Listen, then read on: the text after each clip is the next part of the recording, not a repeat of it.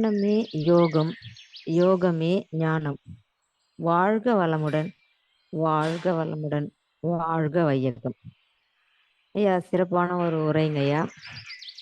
மனிதர்கள் விலங்கினமிருந்து பகையை பெறுவதை விட மனிதர்கள் மனிதர்க்கே தான் பகையா இருக்கிறாங்க.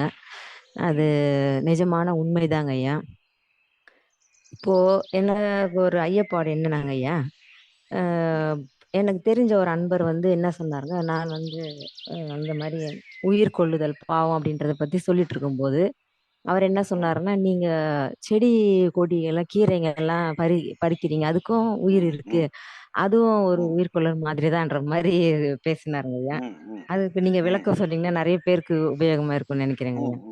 அதுக்கு பல தடவை விளக்கம் சொல்லியிருக்கோம். ஆமா, இன்னொரு அதாவது தடவை ஆமாங்க ஐயா. இப்போ உயிருக்கு துன்பம் கொடுக்கிறப்ப அந்த அந்த உயிர் மூலமாக அந்த மனம் அந்த துன்ப உணர்வை உணரும் போது அது நமக்கு பாவமாக மாறுகிறது. இப்போ இந்த தாவரங்கள்ல நீங்க ஒரு கத்திரிக்காய் செடியில கத்திரிக்காயை கிள்ளும் போது அதுக்கு அந்த செடிக்கு வலி எடுத்து அந்த செடி அப்படியே துடிக்குதா? இல்லை. ஏன் அந்த வலி இல்லை என்று சொன்னால், அங்கு அந்த தாவரங்கள் இந்த பூமியில் வேரோடு இருப்பதனால் அந்த உணர்வு முழுவதும் பூமியில் எர்த்தாகி விடுகிறது. அந்த செடிக்கு எந்தவித உணர்வும் தெரியாது.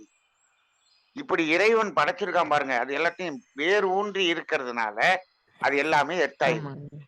இதெல்லாம் வந்து நமக்கு உணவாக வச்சிருக்கிறதுக்கு அதை வந்து வேருக்குள்ள எர்த்தாக்கி இந்த உணர்வு எர்த்தாகிறதாகவும் வச்சுட்டான். அது வேரூன்றி இருப்பதனால்தான் அது நம்ம என்ன பண்ண, நம்மளுடைய கார்பன் டை ஆக்சைடு எல்லாம் எடுத்து வேர்ல பூமிக்கு அனுப்பிட்டு பூமியிலிருந்து ஆக்சிஜனை எடுத்து வெளியில தள்ளுது.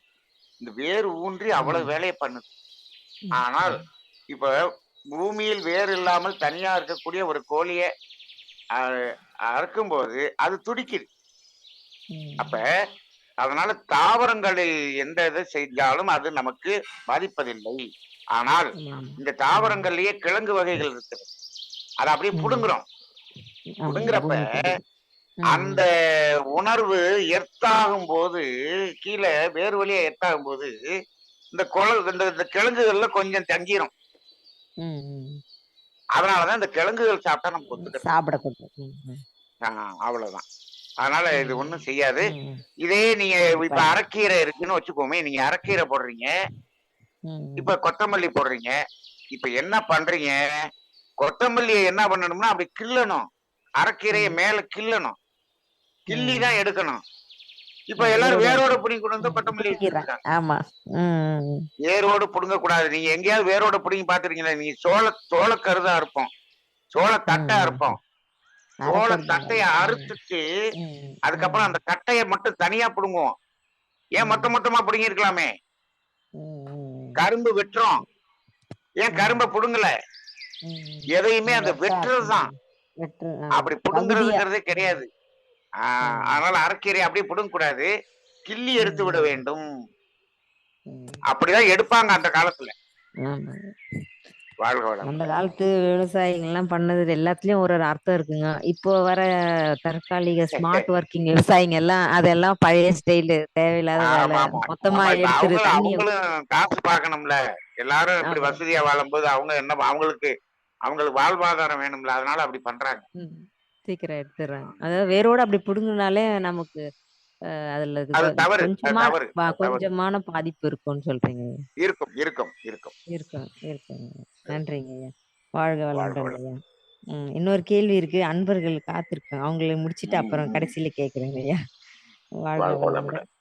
பி ஐயா அவர்கள் வாழ்க வளமுடன், அன்மியூட் பண்ணிட்டு பேசுங்க ஐயா. வாழ்க வளமுடன் ஐயா. வாழ்க வளமுடன், சொல்லுங்கம்மா. நீங்க பேசும்போதுதான் வந்தேன். மிக மிக சிறப்புங்க ஐயா.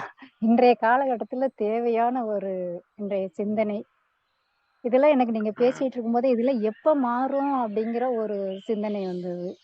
இவ்வளவு பேர் எல்லா மனோலக்கலையில எத்தனையோ ஆன்மீக சங்கங்கள் இருக்குது, எவ்வளவோ பண்றாங்க உலகத்திலேயே. ஆனா இதெல்லாம் இன்னும் ம். அதிகமாயிட்டு இருக்கிற மாதிரியே தான் தோணுது. மனிதனுக்கு அது மனிதன்கிற பகை.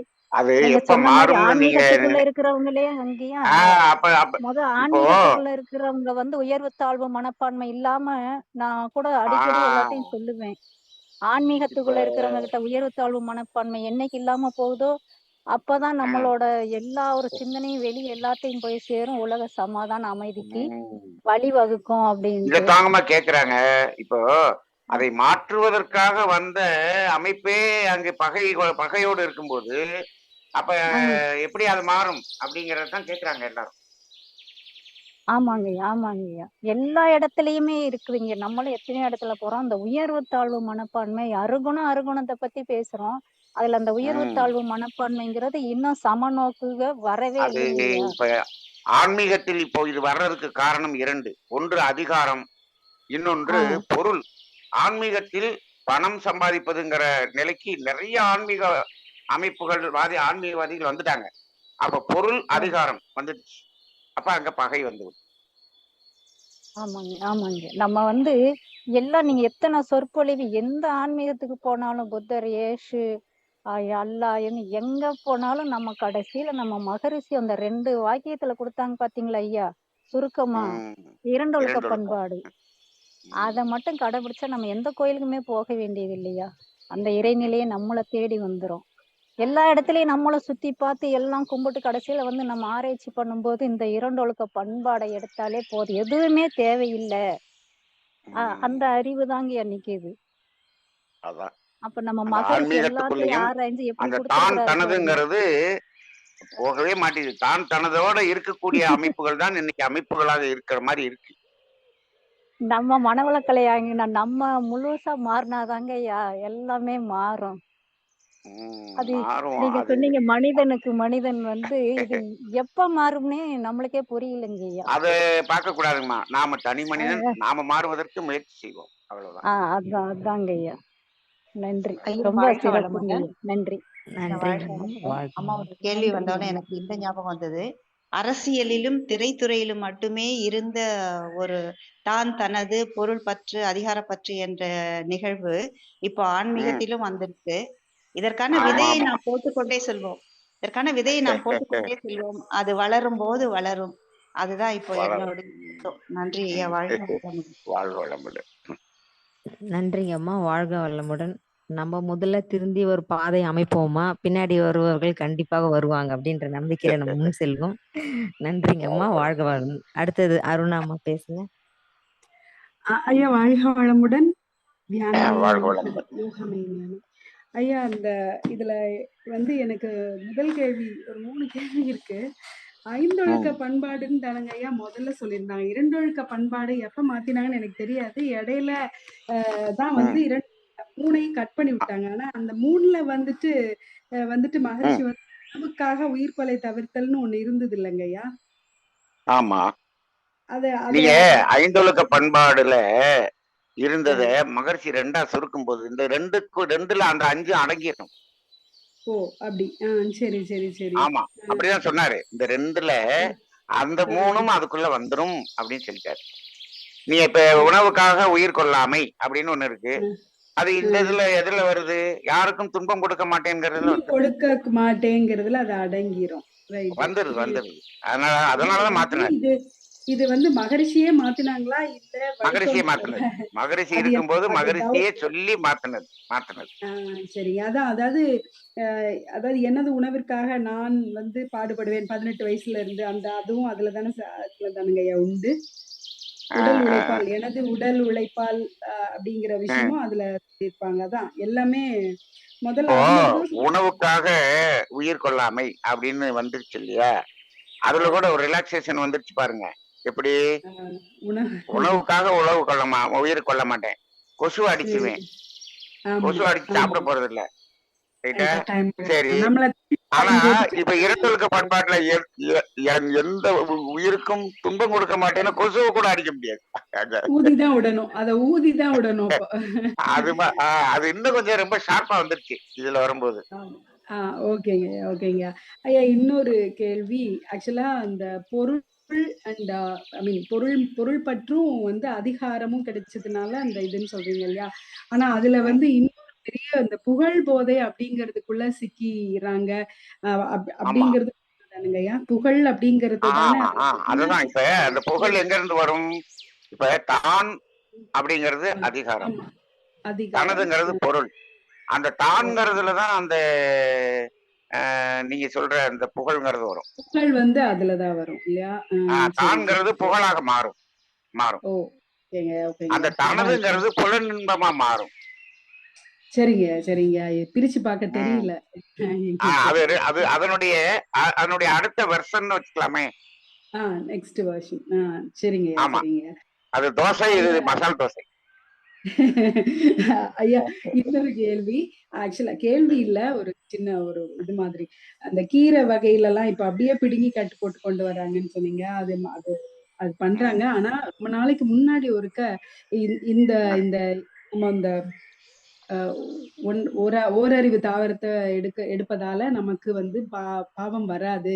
ஏன்னா வந்து அது கீழே எர்த்தா இருக்குன்னு நம்ம கிளாஸ்ல ஒரு முறை நீங்க சொல்லியிருந்தீங்க. அப்பதான் நம்ம இந்த டைம்ல பாத்தீங்கன்னா கொத்தமல்லி எல்லாம் வந்து வேரோட புடுங்கி வரல அப்பெல்லாம். அப்ப வந்து தண்டு கீரை மட்டும்தான் வந்துட்டு இருந்தது. அப்போ நீங்க சொன்னதுக்கு அப்புறம் நம்ம கீரைக்கார அம்மா கிட்ட, அம்மா நீங்க இந்த தண்டு கீரை எனக்கு வரும்பொழுது மேல கட் பண்ணி கொண்டு தாங்க, வேரோட பிடுங்காம அப்படின்னு சொன்னேன். அப்படி சொன்னப்ப அந்த அம்மா டக்குன்னு அத கட் பண்றதுக்குன்னு ஒரு அருவா இருக்கு தெரியுமா? தெரியாது. இத அத வேற விட்டுட்டு அறுக்கிறதுக்குன்னு ஒரு அருவாள் இருக்கிறது. கருக்கருவான்னு பேரு, அதுக்கு பேரு. கருக்கருவா. அந்த அருவாளுக்கு பேர் கருக்கருவா. அந்த கருக்கருவால அறுத்துதான் நமக்கு கொத்தமல்லி. இது மற்ற அருவா வந்து வெட்டருவா. வெட்டருவா, அது கருக்கருவா. அது எப்படி இருக்குன்னா அந்த நம்ம இப்ப இந்த கத்தியில ஷார்ப்னஸ் அது மாதிரி இருக்கும். அதுலதான் அந்த கொத்தமல்லி கீரை எல்லாம் அப்படி அறுத்து கொண்டு வருவாங்க. அப்ப நான் வந்து கேட்ட உடனே அந்த அம்மா அப்படி யோசிக்காம அடுத்த வார்த்தை என்ன சொன்னாங்கன்னா, ஐயர் வீட்டு அம்மா எல்லாம் அப்படிதான் கேட்பாங்க, வேரோட பிடுங்காம நீ மேல எனக்கு கொண்டு தான்னு ஐயர் வீட்டு அம்மா சொல்லுவாங்க அப்படின்னு சொன்ன உடனே எனக்கு அப்படியே ஆச்சரியமா இருந்தது. அவங்களுக்கு எல்லாம் தெரிஞ்சிருக்கு, பட் அந்த தெரிஞ்சிருக்கு. அது அதான் வெளியில யாருக்கும் அவங்களுக்கு கருத்து தெரியாமல் அந்த சடங்கு மட்டும் அவங்களுக்கு தெரிஞ்சிருக்கு. இப்ப பாருங்க, அவங்களுக்கு இந்த கருத்து தெரியாது, ஆனா சடங்கு மட்டும் தெரிஞ்சிருக்குது. இப்ப நம்ம கருத்தை சொல்லி சடங்கு சொல்றோம். அதேதான். அதே மாதிரி சார் அவங்க அந்த பந்தியில அவங்க சாப்பிடும் போது அந்த உணவை சுத்தி அந்த நீர் வச்சு ஆசனம் பண்ணுவாங்க இல்லையா? அந்த விரல மடக்கி புளிய நினைக்கிறது, அது எல்லாமே சயின்டிஃபிக்கா நிறைய விளக்கங்கள் வந்து நீங்க வந்ததுக்கு அப்புறம் எங்களுக்கு நிறைய சொல்லியிருக்கீங்க. பட் அது எங்களுக்கு என்ரிச் பண்ணிட்டே இருக்கு எங்களை, ஒரு நாளும் எங்களை உயர்த்தி. அது அப்படியே அந்த தண்ணியை அங்க தொளிக்கிற மாதிரி தொளிச்சு அது கையில வச்சு அப்படின்னு உறிஞ்சுவாங்க தண்ணிய.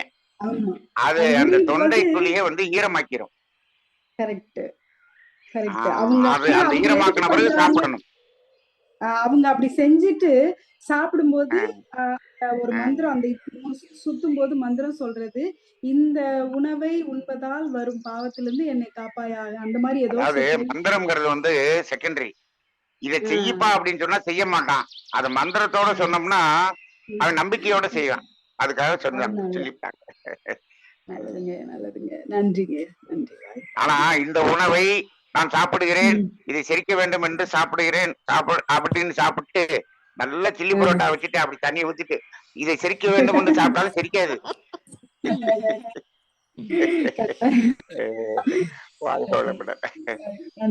நன்றிங்கம்மா, வாழ்க வளமுடன். நன்றிங்கம்மா, வாழ்க வளமுடன். அடுத்ததாக நவீன்குமார் ஐயா அவர்கள், அதுல விஜய் தான் இருப்பாங்கன்னு நினைக்கிறேன். அம்மா வாழ்க வளமுடன்மா, பேசுங்கம்மா.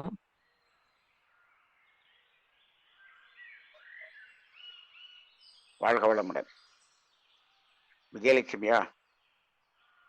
அப்படித்தான் இருப்பாங்க ஐயா. நவீன்குமார்ல வருவாங்க அந்த அம்மா. அம்மா பேசுங்கம்மா, அன்மியூட் பண்ணிட்டு பேசுங்கம்மா. மைக் அன்மியூட் பண்ணிட்டேன். அம்மா மைக் அன்மியூட் ஆயிடுச்சு, உங்க வாய்ஸ் கேட்கல.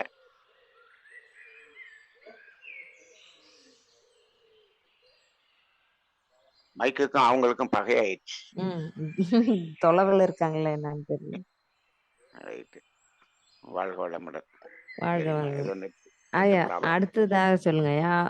முதல்ல ஒரு மனிதனுக்கும் அடுத்த ஒரு மனிதனுக்கும் எப்போ பகை உணர்ச்சி ஆரம்பிச்சிருக்கோங்க ஐயா? முதல்ல பகை மனிதனுக்குள்ள. அதாவது ஆமாங்க. இந்த உணவுக்காக அந்த விலங்கினங்கள் போட்டி போட்டது அல்லவா, அந்த போட்டி இங்கேயும் தொடங்கி இருக்கும். அதுல தொடங்கி இருக்கும். அப்ப அதுவும் அதுல என்ன பண்ணிருப்பான், இருக்கிறத எடுத்து சாப்பிட்டுக்கிட்டு இருக்கிறப்ப அவனுக்கு அந்த போட்டி வந்திருக்காது. மகரிஷி என்ன சொல்றாருன்னா, காட்டுல பழத்தை புடுங்கி சாப்பிட்டுக்கிட்டு இருக்கிற வரைக்கும் அவனுக்கிட்ட எந்த பகையும் வரல. எப்போ இவன் வந்து அந்த காட்டுல இருந்து ஒரு இடத்துல எல்லாரும் கூடி சமுதாயமாக வாழணும்னு வந்தானோ, அப்ப கொஞ்சம் பேர் காட்டுல போய் உணவு எடுத்துட்டு வர்றது, மற்றவன் வீட்டுல வந்து இருக்கிற ஒரு வீட்டு வேலையை பாக்குறது, கொஞ்சம் பேர் இங்க கொஞ்சம் பேர் அங்கன்னு போய் வந்தானோ, அப்ப ஒருத்தன் கூட கொண்டு வந்தான், ஒருத்தன் கம்மியா கொண்டு வந்தான். அப்ப என்னாச்சு, பகை ஆரம்பிச்சிருச்சுன்றார். எப்ப இந்த கூடி வாழக்கூடிய சமுதாயமாக வாழ்ந்தானோ அப்பதான் பகை ஆரம்பிச்சுதான் அப்படின்றார். அங்கதான் ஆரம்பிச்சிச்சு. அது வரைக்கும் அவன் கிடைச்சதை சாப்பிட்டுக்கிட்டு இருந்தான், அவ்வளவுதான். அதனால இப்ப இப்ப இப்படி இப்படி வரும்போதுதான் அந்த பகை. இப்ப நீங்க பாருங்க, இந்த காட்டு மாடெல்லாம் அது பாட்டுக்கு போய் மேய்ஞ்சுக்கிட்டு இருக்கோம். நீங்க வீட்டுல கட்டி வச்சு ஒரு 3 ஒரு நடுவுல இருக்கக்கூடிய மாட்டுக்கு மட்டும் புல்ல போட்டுருங்க. இந்த 2 பக்கத்துல இருக்கக்கூடிய மாடு என்ன பண்ணும், அதை முட்டி தள்ளிட்டு இதை போய் ஏன் அதை கட்டி வச்சுட்டீங்க, அதனால அப்படி இருக்கு. அப்ப அப்படி சமுதாயமாக வாழ வரும்போதுதான் பகை உண்டாச்சு. அதுக்கு முன்னாடி பகை உண்டாகல. வாழ்க வளமுடன் ஐயா. சாட் பாக்ஸ்ல குணசேகரன் ஐயா ஒரு மெசேஜ் போடுறாரு, டெய்லி போடுறாரு. அல்ல கேள்வி போடலைங்க. ஆன்மீகம் வளர அயராது தொடர்ந்து நம் மகரிஷி அவர்கள் வழங்கிய பயிற்சிகள் செய்வதாலும் மாற்றம் வரும் என நம்புகிறேன். நன்றி, வாழ்க வளமுடன். முயற்சி பிளஸ் பயிற்சி இஸ் ஈக்குவல் டு மகிழ்ச்சி அப்படின்னு தகவல் பதிவிட்டிருக்காரு ஐயா. குணசேகரன் ஐயா, நீங்க ஹேண்ட் பண்ணி டைரக்டா பதிவுப்படலாம். வாழ்க வளமுடன். ஹேண்ட் பண்ண தெரியுங்களா உங்களுக்கு? ஐயா வாழ்க வளமுடன். ஐயா வாழ்க வளமுடன். வாழ்க வளமுடன். நாற்காலி ஐயா, நீங்க இந்த வகுப்பு எடுக்கும்போது சொன்ன ஒரு பதிவு எனக்கு அந்த உண்மையிலேயே ஒரு அனுபவம் என்னன்னா, இப்போ கல்வின்னு நல்ல ஹையர் ரேங்க்ல கொடுத்து நல்ல ஒரு பெரிய வேலையிலயும் ஒரு நம்முடைய நெருங்கிய குடும்ப அன்பர் தான் அவர் மகனை நல்ல ஒரு உயர்நிலைக்கு எடுத்துட்டு போனாரு. போனாலுமே அதாவது பணத்தையே குறிக்கோளா வச்சு அவங்க படிப்பை கொடுத்துட்டோம்னா போருமா, அவன் எல்லாத்தையும் ஜெயிச்சிடுவான்ற ஒரு அந்த தன்முனைப்புல இருந்தாரு. அப்பவுமே நாங்க சொல்லுவோம், ரொம்ப ஹை லெவல்ல பண்றாரு அவருன்னு சொல்லிட்டு. அது என்ன ஆச்சுன்னா, அவருக்கு திருமணம் ஆச்சு. நல்ல ஒரு பெரிய டாக்டரா தான் கல்யாணம் பண்ணி வச்சாங்க. ஆனாலுமே திருமணமான ஒரு 15 நாளிலேயே, நீங்க அந்த டைவர்ஸ்ன்னு சொன்னதுக்கு அப்புறம் எனக்கு இந்த யோசனை வந்தது. திருமணமான 15 நாளிலேயே அந்த பெண்ணிற்கு இந்த குடும்பத்திலோ, அதாவது அவங்க பக்கம் பாக்குறது நியாயமா, இவங்க பக்கம் நியாயமா, அதெல்லாம் கேள்விக்கு இல்ல. ஆனா ஆமா, பிரச்சனை நடந்தது, உண்மையா நடந்தது. 2 பக்கமும் குறைகள் சொல்லி அது கோர்ட் கேஸ்ன்னு போயிட்டு 2 கோடிக்கு மேல செலவு பண்ணி இப்ப இருந்த சொந்த வீட்டை கூட வித்துட்டு, அதுக்கு அந்த என்னவோ அவங்க ஜீவநாசமோ இல்ல ஏதோ திருப்பி கேட்டாங்க, எங்களுக்கு வேணும்னு சொல்லிட்டு அந்த 15 நாள்லயே திருமணம் முறிவு ஏற்பட்டு விவாகரத்தாச்சு. சோ அதுதான், கல்வி மட்டுமே வாழ்க்கை இல்ல. ரொம்ப பேரண்ட்ஸுக்கு தான் இது நமக்கு பாடமா அமையணும்.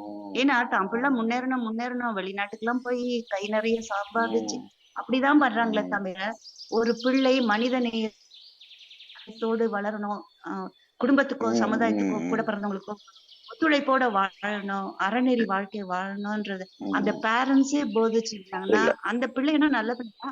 ஆனாலுமே ஏதோ ஒரு எங்கேயோ ஒரு கர்ம வினையா நினைச்சுக்கணும். இதே மாதிரி இன்னொரு செய்தி, இப்ப நம்ம இங்க வந்து ஐஐடில அதுல நம்பர் 1 அந்த அளவுக்கு நல்லா படிச்சு வந்த பையன், ஒரு பையன் சாதாரண பையன், அவ்வளவு வந்து அமெரிக்கால போய் பெரிய சிஇஓ உள்ள பெரிய அளவுல அந்த அளவுக்கு வேலைக்கு போய் அவன் கல்யாணம் ஆகி குழந்தைகள்லாம் இருந்தான். ஆனால் அவனுடைய வேலை ஏதோ ஒரு காரணத்தினால் அந்த கம்பெனியில பறிக்கப்பட்டது. உடனே அவன் என்ன பண்றான், அவன் ஒய்ஃபு குழந்தையையும் சுட்டுட்டு இவனும் சுட்டு தற்கொலை பண்ணி கொண்டான். ஆம். என்ன அப்ப அந்த கல்வி ஆ, அவ்வளவு இதே இன்னொரு நண்பருக்கும் ஏற்பட்டது. அதுதான் சொல்றேன், அந்த மனித நேயத்தை மறந்துடுறாங்க. அதே மாதிரி இன்னைக்கு நான் வந்து ஒரு பதிவு பார்த்தேன், இவங்களோடது ரேகா பத்மநாபனுடையது. அந்த உயிர் வதை தன்னை தற்கொலைக்கு ஏன் மக்கள் போறாங்க, ஏன் தன்னை உணர மாட்டேன்றாங்க அப்படின்ற ஒரு புரிதல் எனக்கு வந்தது. சோ அவங்களுடைய அந்த இதுவும் வீடியோவும் இப்ப ரீசெண்டா 2 வாரத்துக்கு முன்னாடி அதேதான் அதுக்குதான் நம்ம இதுக்கு வந்து இதுக்கெல்லாம் தீர்வு மகரிஷியினுடைய வாழ்க்கை தத்துவங்கள் 12. இது ஒண்ணு போதும் அவங்கள மாற்ற. வாழ்க வளமுடன்.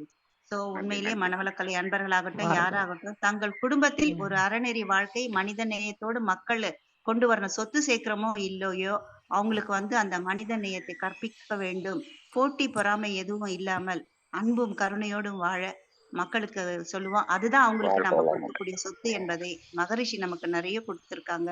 அதை உணர்ந்து நாம அதை தொடர்ந்து செயல்படுத்துவோம். நன்றி ஐயா, வாழ்க வளமுடன். நன்றிங்கம்மா. வாழ்க விஜயலட்சுமி அம்மா. வேற போன்ல வந்தாங்க. அப்புறம் சொல்லுங்க. ஐயா, நம்ம சாமிஜி இது வந்து யாரையும் கால்ல விழுந்து வணங்க கூடாதுன்ட்டு சாமிஜி சொன்னதுனால, நான் எங்க பையன்கிட்டயும் முன்ன சொன்னதுனால, அவன் நீங்க சொல்லியிருக்கீங்க உங்க சாமிஜி யார் கால்லயும் விழக்கூடாதுன்னு சொன்னதுனால விழ மாட்டாங்கய்யா. ஆனா வந்து யாருன்னா ரொம்ப பெரியவங்க கால்ல இது பண்றோம், ஒரு நிகழ்ச்சி ஃபங்க்ஷனுக்கு போறோம்னா மட்டும் எல்லாரும் சொல்லுவாங்கன்னு அப்பா மட்டும் சொல்லுவேன், இல்லப்பா எல்லாரும் இது பண்றாங்க அதனாலன்னு. அப்படி வணங்கும் போது அவன் என்ன பண்ணுவான், எப்பவுமே அவங்களோட பாதத்தை தொட்டு வணங்குவான். அப்போ ஒரு தடவை சுதிசிவம் ஐயா அவரோட உரையில என்ன சொன்னார்னா, யாரோட காலை கட்டவரில தொடர்த்து வணங்கக்கூடாது. ஏன்னா அவங்களோட பாவ புண்ணியங்கள்லாம் நம்மளுக்கு வரும், கர்ம வினையா. அது வந்து ஆனா அம்மா அப்பா தவிர வேற யாரோட காலோட கட்டவரில தொடாதீங்க அப்படின்னு சொன்னாரு. அதுல இருந்து நான் சொன்னேன், அப்பா இந்த மாதிரி அவர் சொல்லியிருக்காங்க, நீங்க வணங்கும் போது பாதத்தை இது பண்ணாதப்பா, தரையில தொட்டு வணங்கிக்கோங்க அப்படின்னு சொல்லி இது பண்ணாங்க. அவங்க காலை தொடவே வேண்டியது இல்லைங்கம்மா, தொடவே வேண்டியதில்லை. நாம வந்து அவங்களுடைய மனதினால் இருக்கக்கூடிய ஆசீர்வாதம் மட்டும்தானே தவிர அங்கே உடலுக்கும் அந்த எந்த தொடர்பும் இல்லை. மனம்தான் அங்கே வேலை செய்யணும். அதனால அது விழுந்து வழங்கினாலும் சரி, குனிஞ்சு வழங்கினாலும் சரி, எப்படி இருந்தாலும் அவங்க அந்த மனம் எந்த அளவுக்கு ஆசீர்வாதம் செய்கிறதோ அவ்வளவுதான். அதுலதான் இருக்கு. இப்ப எல்லாம் கல்யாணம் ஆன உடனே பெரியப்பா பெரியம்மா காலில் விழுந்து முதல்ல ஆசீர்வாதம் வாங்கிக்க. அந்த பெரியப்பா பையனுக்கு வந்து கல்யாணம் சரியா அமையல. தம்பிக்கு பையனுக்கு நல்ல கல்யாணம். இவர் ஆசீர்வாதம் பண்றாரு. எப்படி பண்ணுவார் அவரு மனசு? அப்ப இது எல்லாமே வந்து ஒரு சடங்காக இருக்கிறதே தவிர ஆத்மார்த்தமாக இருக்கிறதா என்பது ஒரு கேள்வியாக இருக்கு. சரிங்களா? அது ஆத்மார்த்தமாக அந்த மனசுல ஒரு செகண்ட் வாழ்க வளமுடன் நினைச்சிட்டாலே அது ஆசீர்வாதம். ஆனால் இந்த பிசிக்கலா நம்ம செய்யறது வந்து மனம் ஒன்றாமல் பிசிக்கலா செய்யறதுல அதில் அர்த்தம் இல்லை. வாழ்க வளமுடன். நன்றிங்கம்மா, நன்றிங்கம்மா. அடுத்ததா மீண்டும் வாழ்க வளமுடன். சிரம் தாழ்த்தி வணங்கினாலே போறோம் இல்லைங்களா? குனிஞ்சு தான் இல்லை, சிரம் தாழ்த்தி. அந்த காலத்துல வச்சாங்க. அந்த காலத்துல எல்லாரும் அவங்க ஆசீர்வாதம் கொடுக்கக்கூடிய மன உணர்வில் தான் அவர்கள் வாழ்ந்தார்கள். யாரா இருந்தாலும் அப்படி இருந்தாங்க. இப்ப அப்படி இல்லை. அண்ணன் தம்பி எல்லாருமே பொறாமையில, அந்த பொறாமையில இருக்கவங்களை கூப்பிட்டு அவங்க காலில் விழுந்து ஆசீர்வாதம் வாங்க சொல்றோம். மகரிஷி என்ன சொல்றாருன்னா, அப்படி இருக்கவங்களை எல்லாம் கூப்பிடாதங்கிறாரு கல்யாணத்துக்கு. அவர் சொல்ற மெத்தடு அப்படி மன உணர்வுல இப்படி இருக்கவங்களை எல்லாம் கூப்பிடாதப்பா, யாரு உண்மையிலேயே ஆசீர்வாதம் பண்ணாங்களோ அவங்கள மட்டும் கூப்பிட்டு கல்யாணம் நடத்துன்றார். ஆனா அதெல்லாம் நடைமுறையில வந்து அப்படின்னா கல்யாணத்துக்கு யாருமே வர மாட்டாங்களா? நம்ம மட்டும் தான். இப்ப நாம என்ன பண்றோம், இப்ப நம்ம என்ன பண்ணிக்கிறோம், இந்த சொந்தக்காரங்க அதாவது ஒரு 50 பேரை கூப்பிட்டுக்கிறோம். நல்ல ஒரு மன உணர்வோட வர்றவங்கள ஒரு 500 பேரை கூப்பிட்டுக்கிறோம். கொஞ்சம் பர்சன்டேஜ் கூட்டிக்கிறோம், வேற ஒண்ணும் இல்ல. இவ்வளவுதான் வித்தியாசம். பார்க்க தேவையில்லை, வீட்லயே வச்சு பண்ணிக்கலாம் போல. அப்படி மகரிஷி அதேதான் சொல்றாரு. நீங்க சொல்றாரு, நீங்க 1000 பேரை வச்சு கல்யாணம் பண்றீங்க, உண்மையிலேயே ஆசீர்வாதம் பண்றவங்க யாருன்னு பாரு, உனக்கு 50 பேர் தான் தேரும். அந்த 50 பேரை வச்சு கல்யாணம் பண்ணிரு. ஆனா பண்ணிட்டு என்ன செய்யுன்னு சொல்றாருன்னா, நீ கல்யாணம் பண்ணது அவனுக்கு தெரியணும், இல்லாட்டி அவன் பாட்டுக்கு பொண்ணு கேட்க வந்துருவான் அவங்க வீட்டுக்கு. அதனால கல்யாணம் முடிஞ்ச உடனே ஒரு கல்யாண பத்திரிகை பிரிண்ட் பண்ணுன்றாரு. இத்தனாம் தேதி இந்த இடத்தில் இவர்களை வைத்து இந்த திருமணம் நடந்தேறியது. நீங்கள் மணமக்களை இருந்த இடத்திலே ஆசீர்வாதம் பண்ணுங்கன்னு ஒரு லெட்டர் எடுத்து எல்லாருக்கும் போஸ்ட் பண்ணிருன்றார். ஆனா அதெல்லாம் ஒருத்தர் கூட கொரோனா டைம்லயே அப்படிதாங்க நடந்தது. 2 வீட்டு அம்மா அப்பாவோட, அதுவும் இன்னும் கேட்டனா டோல்ல கூட அம்மா அப்பா இல்லாம நடந்ததுங்க கொரோனா நேரத்துல. கேரளா பார்டர் தமிழ்நாடு பார்டர்லயும் இருக்க டோல் கேட்லயே நடந்தது திருமணம். சோ அதுக்கெல்லாம் ஒரு வாய்ப்பு வரும். அது அப்ப அந்த நல்ல உள்ளங்கள் ரொம்பவே நல்லா வாழ்த்தினாங்க. எல்லாருமே நல்லா இருக்காங்க அந்த டைம்ல கல்யாணம் கூட. நம்ம ஒரு இது பண்ணி பார்க்கலாம், ஒரு சர்வே எடுத்து பார்க்கலாம். அப்படி நடந்த கல்யாணத்துல அவங்க எல்லாம் நல்லா வாழ்றாங்களான்னு பார்க்கணும். நல்லா இருப்பாங்க உண்மையிலேயே. நல்லா இருக்காங்க ஐயா. நான் ஒரு 4-5 ஃபேமிலி விசாரிச்சுட்டேன், சிறப்பா இருக்காங்க. ஆனா ரொம்ப கிராண்டா பண்ண கல்யாணங்கள் நல்லா இல்ல, நிறைய கல்யாணங்கள். ஆமா ஆமா. வாழ்க வளமுடன். அது பொறாமைதான். வருடம் ஒரு முறை கொரோனா வருவதற்காக பிரார்த்திப்போம். திருமணம் எப்படி நடத்தணும்ன்றதுக்கு அடுத்த ஒரு நாள் நம்ம மீட்டிங் வச்சு பேசலாம். தமிழானந்த யோகம் ஃபேமிலில இருக்கிற நம்பர்ஸ் எல்லாம் கூப்பிடணும். அப்படின்னா நீங்க உங்களுக்கு நம்பர் கிடைக்கும். சும்மா 4 பேர் வச்சு நடத்தணும்னு சொல்லாதீங்க. தமிழானந்த யோகத்துல எல்லாரும் நல்ல சிந்தனையோட தானே வாழ்த்திட்டு இருக்கோம். அப்ப எங்களெல்லாம் கூப்பிடுவீங்கல்ல. அதாவது நல்ல சிந்தனையோட இருக்கிறதுனாலதான் உங்களை எல்லாம் கூப்பிடுறது இல்ல. ஏன்னு கேட்டா, நீங்கள் அங்கிருந்து வாழ்த்தினாலே அந்த அலை நிச்சயமாக வந்து சேரும் என்று நம்பிக்கை இருக்கு. எங்க இருந்தாலும் சார் வாழ்க வளமுடன். சார் எனக்கு ஒரு சின்ன மாற்று கருத்து சார். இந்த படிப்பு விஷயத்துல படிப்பு மட்டும் கூடாதுங்கிறத நானும் ஏற்றுக்கொள்கிறேன்.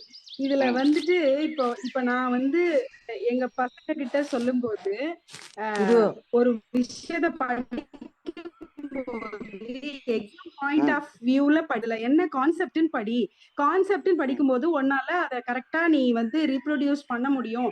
கொஸ்டின் ஆன்சரா படிக்காத, புக் ஃபுல்லா என்ன சொல்ல வருதுன்னு தெரிஞ்சுக்கோ. உனக்கு இந்த அஸ் அ ஸ்டூடெண்ட் இதுதான் உனக்கு கொடுக்கப்பட்ட வேலை. இந்த வேலையை நீ இந்த காலகட்டத்தை சரியா செஞ்சேன்னா பின்னாடி சரியா இருக்க முடியும். அப்ப வந்து இந்த இடத்துல வந்துட்டு நீ இவ்வளவு வாங்கணும் அப்படிங்கறத விட உனக்கு அந்த அந்த அந்த புக்ல என்ன சொல்ல வராங்களோ அது நல்லா தெரிஞ்சுக்கோ அப்படின்னு நம்ம சொல்றோம். நல்லா தெரிஞ்சுக்கிற பட்சத்துல அவங்களோட டார்கெட் அப்படிங்கிறது வந்து யாரையோ முந்துவது, முதல் மதிப்பெண் எடுப்பது அப்படிங்கறத தாண்டி அப்படிலாம் இல்லாம நான் வந்து படிச்சதா நான் ரீப்ரொடியூஸ் பண்றேன், எனக்கு வந்து ஹை ஸ்கோர் கிடைக்குது. இப்ப இந்த இடத்துல வந்து இவங்க வந்து மத்தவங்களோட அதுல எதுக்கு அந்த கைங்கிற வார்த்தையை மட்டும் எடுங்க. அந்த கைங்கிற வார்த்தையை எடுத்துருங்க. நீங்க படிச்சதுக்கு உங்களுக்கு ஸ்கோர் கிடைக்கும்.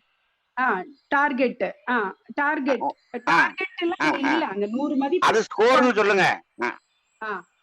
ஸ்கோர் ஓகே கிடைக்குது. ரைட். இல்ல இப்ப வந்து இப்பயும் வந்து இவங்க வந்து பொறாமைகளுக்குள்ள வருவாங்களா? இப்ப யாரையும் தோற்கடிப்பது நோக்கமே கிடையாது அங்க. நான் வந்து எனக்கு கொடுக்கப்பட்ட வேலையை நான் சரியா செய்யறேன்.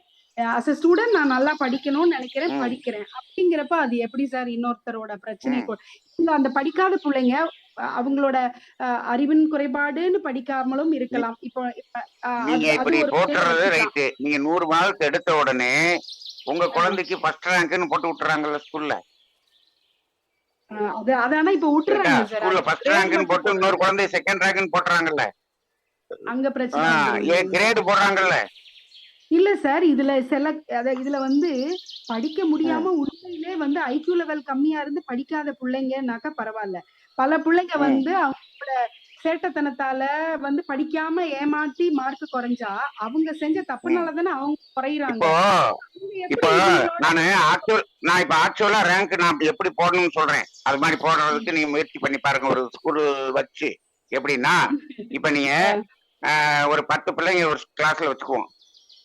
10 பிள்ளைங்களுடைய பேரண்டினுடைய கர்மா லெவல்ல எடுத்து இந்த கர்மால இருந்து வந்த பிள்ளை 40 மார்க் வாங்கினாலே ஃபர்ஸ்ட் ரேங்க்.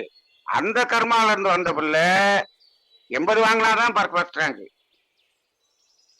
ரைட்டா? ஏன்னா அவங்க அப்பா 2 பேரும் படிச்சிருக்காங்க. இங்க 2 பேரும் படிக்கல. இந்த படிக்காத இதுல இருந்து வந்த பிள்ளை இவ்வளவு வந்துச்சுன்னா இது ஃபர்ஸ்ட் ரேங்க். நீங்க எடுத்துக்கங்க, இன்னைக்கு சரிகமாப்பா இப்ப நிகழ்ச்சி நடந்தது.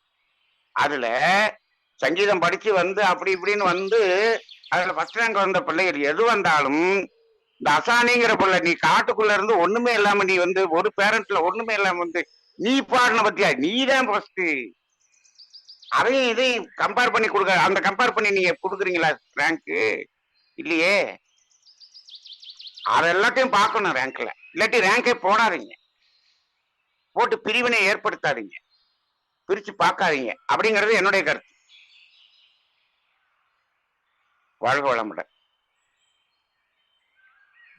வாழ்க வளமுடன். கால்ல விழுகிற இப்ப நிறைய ஸ்கூல்ல ஒன்லி கிரேட் தாங்க போடுறாங்க. கொஞ்சம் குறைச்சிட்டாங்க, ரேங்க் போடுறதை விட்டுட்டாங்க. ஆமா ஆமா குறைச்சிட்டாங்க சார். அந்த மரியாதை, அந்த பணிவை பிள்ளைங்களுக்கு சொல்லி கொடுக்கறதுக்காக நாம வந்து பெரியவங்க வரும்போது அவங்கள கால விழுக சொல்றது தவறு இல்லை தானே சார்? அது நம்ம குழந்தைங்களுக்கு பணிவு மரியாதையை கற்றுக் கொடுக்கறதுக்கு அது தேவைதானே சார்? அது ரைட்டு, அது அது தேவைதான். அது ஒண்ணும் இல்ல, அது அப்படியே பழக்கமாக மாறி விடுகிறது, வேற ஒண்ணும் இல்ல சார். அந்த அம்மா விஜயலட்சுமி அம்மா சொன்னாங்க கட்டுவிரல தொட்டா பாவம் எல்லாம் வந்துரும்னு சொன்னாங்க சார். இத நான் எனக்கு வந்து சொன்ன உடனே எனக்கு அப்படியே உள்ளுக்குள்ள நான் எத்தனை காலை தொட்டுட்டு இருக்கிறேன், எத்தனை கட்டவரல தொட்டுட்டு இருக்கிறேன்னு எனக்கு இல்ல இல்ல இல்ல அது அது அந்த உடலை தொடரணுங்கிறதே தேவையில்லை. அது கால்ல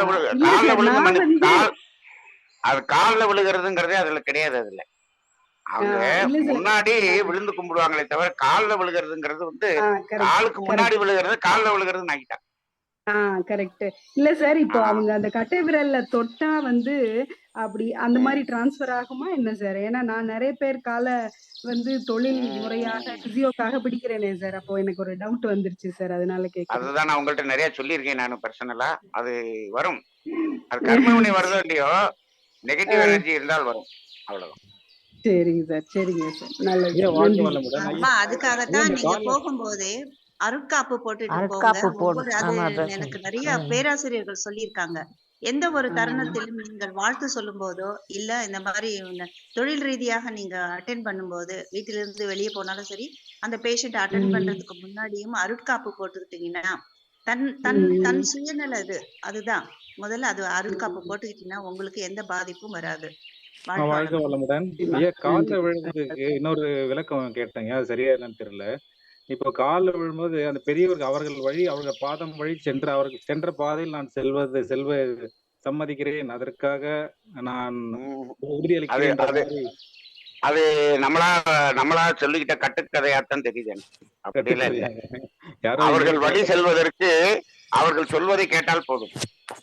இல்லைங்கய்யா, ஒருத்தர் வயசானவங்க எனக்கு கிடைச்ச விஷயம் என்னன்னா, அவர் கடந்து வந்த பாதை அவர் கால் சொல்லுங்களாம், அவர் எப்படி நடந்திருக்காரு, எப்படி வேலை செஞ்சிருக்காரு அப்படின்னு அவர் காலை பார்த்தா தெரியுங்களாம். அந்த மாதிரி உழைப்பாதா அது, அதுக்காக காலில் விழுந்து பார்ப்பான். அது வெறும் உழைப்பு மட்டுமே இருந்த காலத்துக்கு சரிதாங்கம்மா. இப்ப வந்து உழைப்புங்கிறது இல்லாத காலம். இப்ப மனம்தான் பேசும், மனம்தான் பேசும். கண்டிப்பாங்க, கண்டிப்பாங்க. இந்த காலத்துக்கு புத்தரை போன்றோம் அம்மா, இந்த காலத்துக்கு புத்தரை போன்றோம், இயேசுவை போன்றோம், நபிகளை போன்ற யாருமே இல்லை. சோ நாமளேதான் தெய்வம் என்பதை உணர்ந்து உள்ளத்துல வணங்கி கொள்ளலாம். இந்த படோடபங்கள்லாம் வேண்டாம். மகரிஷி அதெல்லாம் உணர்ந்துதான் சொல்லி இருக்காரு. வாழ்க வளமுடன். இப்போ இந்த 2024 பலன்கள் ஜோதிடர்கள் சொல்லிக்கிட்டு இருந்தாங்க. அதுல ஒரு பிரபல்ய ஜோதிடர் சொல்றாரு, இதுக்கு ஒரு பரிகாரம், ஏதாவது ஒரு குருவை பிடித்துக் கொள்ளுங்கள் அப்படின்னு சொல்லிட்டு சொல்றாரு. உயிரோடு இப்பொழுது இருக்கும் குருவை பிடித்து விடாதீர்கள், இப்பொழுது உடலோடு இல்லாத குருவை பிடித்துக் கொள்ளுங்கள். நீங்க உயிரோடு இருக்கக்கூடிய குருவை பிடித்துக் கொண்டீர்களால் அது எனக்கும் அதுக்கும் சம்பந்தம் இல்லை, என்னை எந்த கேள்வி கேட்காதீங்க இப்படின்னே டிவியில பேசுறாரு. அந்த மாதிரி அது இப்ப காலங்கள் மாறிடுச்சு. இப்ப அதுக்கு சொன்ன மாதிரி நம்ம கொஞ்சம் உணர்வுகள் இருந்தால் போதும். வாழ்க வளமுடன். வாழ்க வளமுடன். அருணம்மா மீண்டும் பேசணுங்களா நீங்க? அப்படியே இருக்கு. வாழ்க வளமுடன். செய்யலாமா? அடுத்த ஒரு கடைசியா ஒரு கேள்விக்கு பதில் சொல்லிடுங்க ஐயா. இப்போ வேற தொழில் ரீதியமா அக்கம் பக்கம் இருக்கிறவங்க அவங்களுடைய பகைகள்லாம் இப்போ நிறைய விரோதமாவே போயிட்டு இருக்கு. மனிதன் பகை பார்த்தோம்னா எல்லா தொழிலும் எல்லா இடத்துலயும் இருக்குங்க ஐயா. ஆனா இப்போ சொந்தக்காரங்கள்லாம் ரொம்ப நெருங்கி உடன் பிறந்தவர்கள்லாம் சின்ன வயசுல இருந்தே ரொம்ப ஒன்னா அந்யோன்யமா வாழ்ந்துட்டு பிறகு பகையா மாறிடுறாங்களா? அது எதனாலங்க ஐயா? அதுவும் திருமணமாகியும் ரொம்ப வருஷமும் ஒன்னாவும் இருந்துட்டு திடீர்னு ஒரு சந்தர்ப்பத்துல எதுக்கு அப்படி மாறினாங்கன்ற விடையே தெரியாத அளவுக்கு மாறிடுறாங்க. அந்த அவங்க பகையாக இருந்துட்டு போறாங்கம்மா. அவங்க பகை உணர்வை வச்சுட்டு போறாங்க. நீங்க என்ன பண்ணும்னா, நீங்க ஒட்ட வேண்டாம். நீங்க நான் பகைச்சுக்கிட்டு விலகி இருக்கிறேன் அப்படிங்கிற உணர்வை விட்டுட்டு நான் என்ன பண்ணிட்டு இருக்கேன், இந்த பகையாளிகளிடமிருந்து நான் விலகி இருக்கிறேங்கிறதுல விலகி இருங்க. பகையோட விலக வேண்டாம், விலகி இருக்கிறது. உள்ளொன்று வைத்து புறம் ஒன்று பேசுவார் உறவு களமான்மைன்ற மாதிரி அது விலகி இருக்கிறது. அவ்வளவுதான்.